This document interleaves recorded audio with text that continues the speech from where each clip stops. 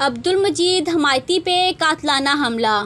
انہوں نے بتایا کہ حملہ میرے اپنے ہی چچا نے کروایا ہے، جس کا بیٹا عبدالشکور پولیس میں سپاہی ہے۔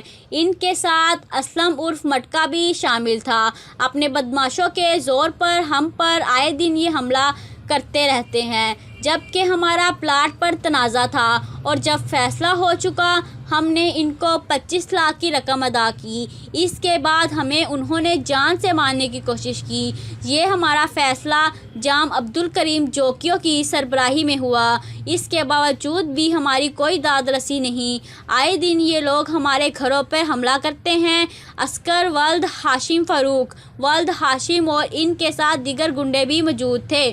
آئی جی سندھ غلام نبی میمن صاحب سے اور ایس ایس پی ملیر سے التجا ہے کہ اس واقعے کا نوٹس لیں اور فی الفور ایکشن لیں۔ مزید خبروں کے لیے دیکھتے رہیں حمایتی نیوز HD۔